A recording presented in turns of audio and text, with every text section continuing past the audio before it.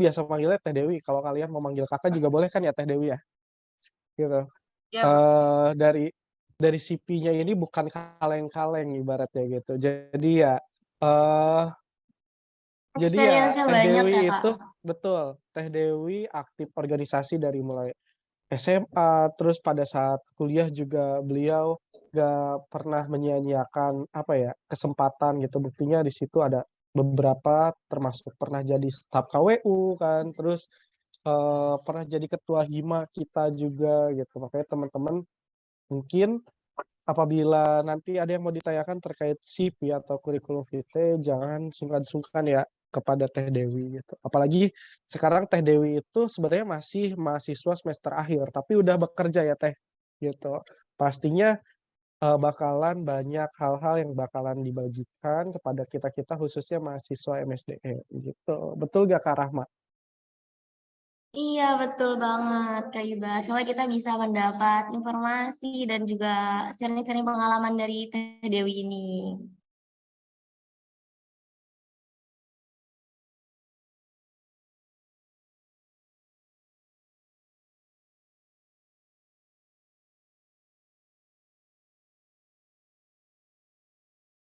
Oke, mungkin selanjutnya apa nih Kak Rahma kan udah dikenalin berdasarkan kurikulum vitae gitu. Mungkin yang selanjutnya adalah kita mulai saja ya untuk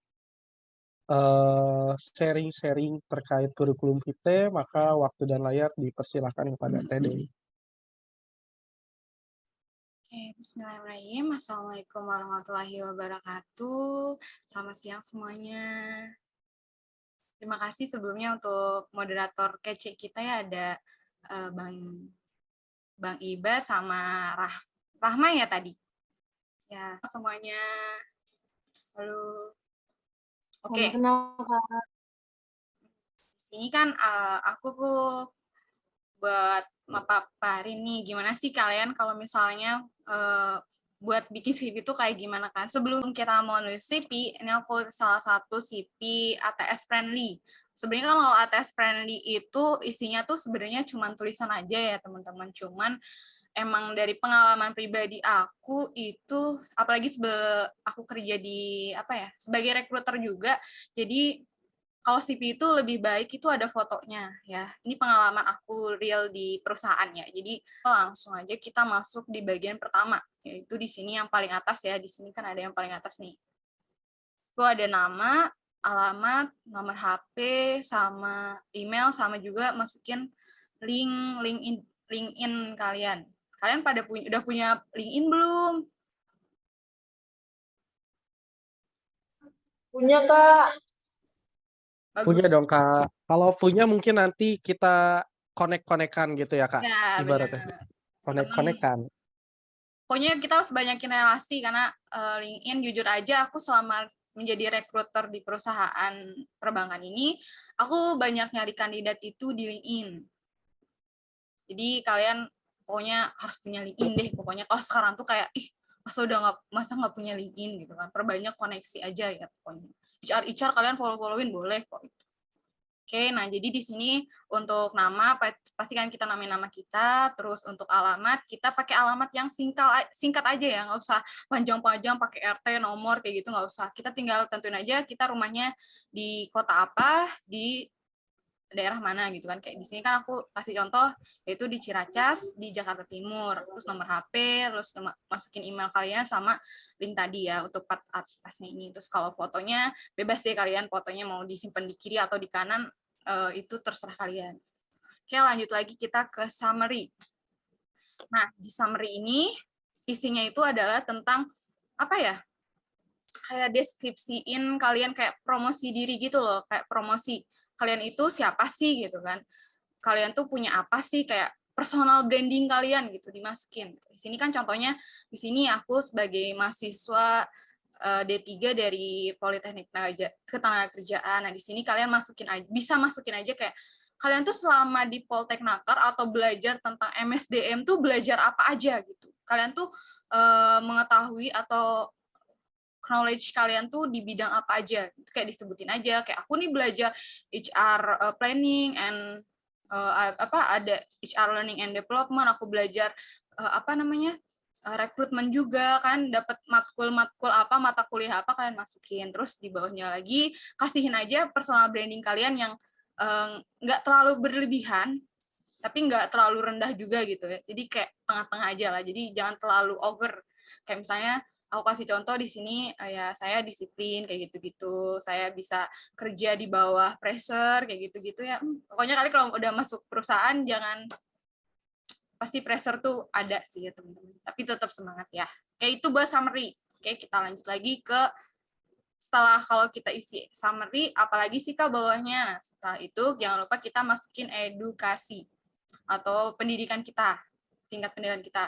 Nah, di sini aku masukin dua pendidikan terakhir. Yang pertama di kuliah, yang kedua di SMA. Nah, buat teman-teman, saran aku kalau mau isi, nggak usah sampai TK ya teman-teman, cukup sampai SMA aja, dari SMA sama kuliah. Kalau misalnya kalian, jadi cuman masukin 2 aja gitu. Kalau misalnya nanti kalian ambil S1, berarti kalian masukinnya ya udah Poltek aja sama yang di sini aja gitu kan, yang sekarang sama yang nanti ke depannya gitu. Yang SMA berarti nggak usah, jadi kayak cukup 2 aja, nggak usah banyak-banyak. Tuh, terus sebelahnya itu kita masukin juga buat tahun sama tanggalnya ya teman-teman, tahun kita masuk sama keluar gitu kan, dari kapan sampai kapan. Nah, saran aku ke teman-teman, kalau teman-teman bikin CV itu selalu masukin yang paling terbaru.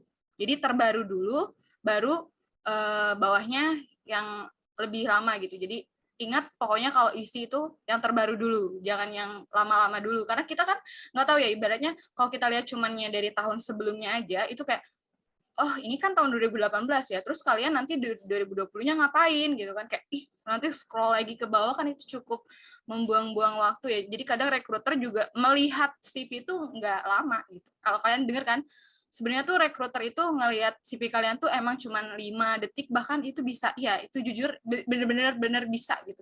Bisa sebentar, makanya kenapa kalian memasukkan CV itu hal-hal yang penting aja gitu. Terus tahun yang paling awalnya aja kayak gitu. Terus di sini untuk pendidikannya, di sini aku kasih contoh pendidikannya nih dari kampus Polteknaker, lokasinya di mana, terus di sini ada majoring atau aku jurusan apa, itu di Human Research Management, terus sama GPA-nya, Performance Appraisal-nya, terus di sini aku masukin deskripsi singkatnya aja gitu, masukin kayak aku di sini belajar tentang HR with expert di bidang HR gitu, terus kayak kasih deskripsi kecil aja. Jadi yang bulutan warna hitam itu adalah deskripsi dari jurusan yang aku ambil. Apa sih itu? Jurusan itu tuh jurusan apa sih? Nah, gitu. Terus kalau untuk SMA-nya, ini yang aku masukin SMA, nama SMA, terus lokasinya dan tahunnya juga. Terus yang bawahnya majoringnya di mana. Terus karena majoringnya kan udah nih di sini, karena aku jurusan IPA ya. Terus pengalaman yang paling berkesan atau yang bisa kita jadiin personal branding kita masukin gitu. Jadi deskripsi kita tuh selama SMA tuh dapat award atau reward apa sih? Nah, di sini aku salah satunya dapat penghargaan organisasi award kayak gitu-gitu. Terus jangan lupa tanggal sama tahunnya ya, teman-teman.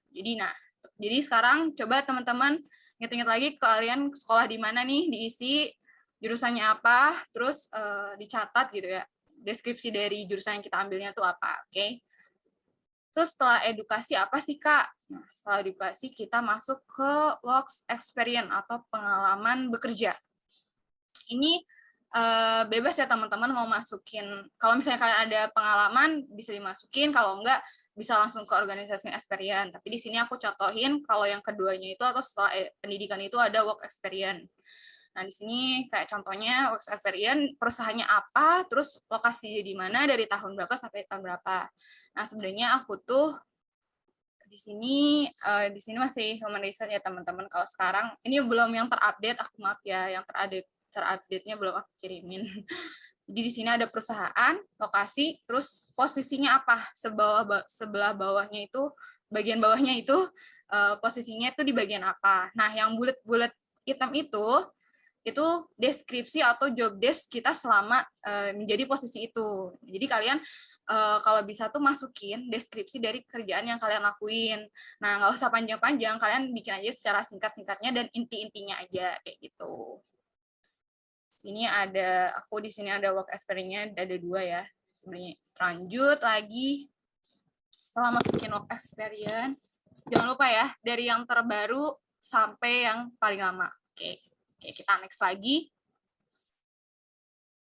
Ada di Certificate of Competency.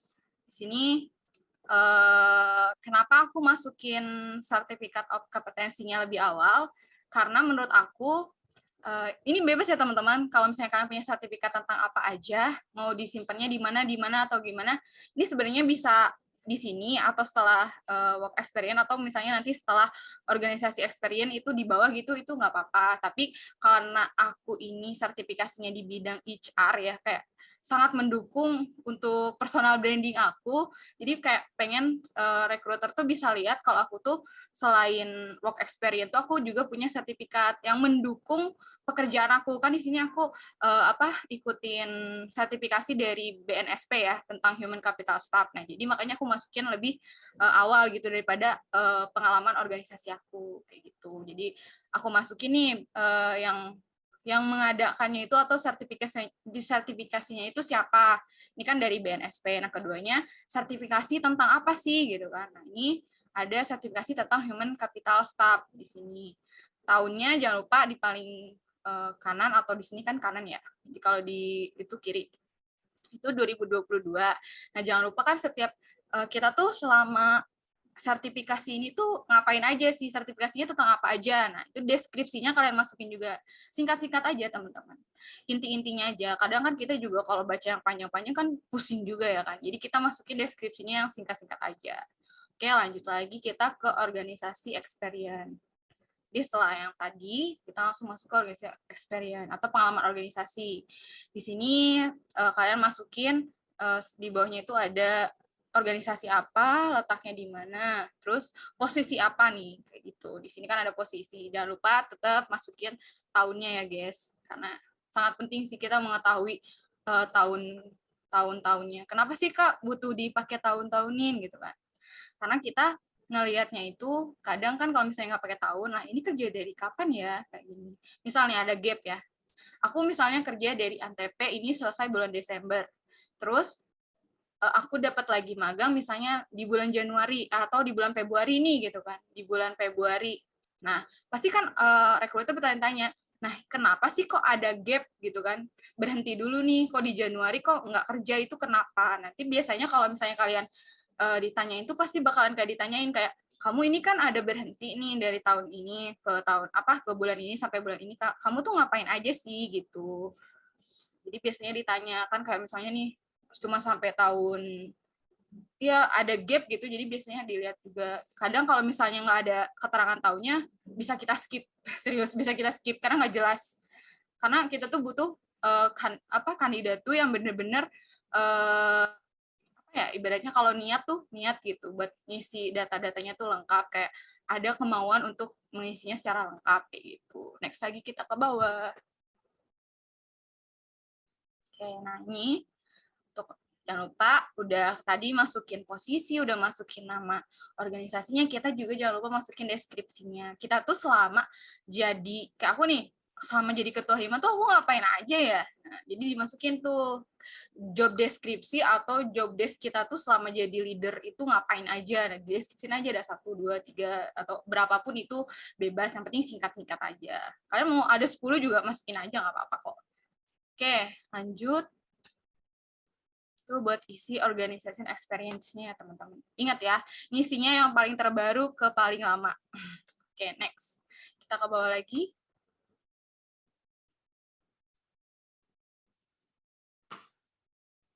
Oke, kan jadi yang paling terbaru sampai yang paling lama. Oke, ke bawah lagi boleh. Sedikit lagi kok.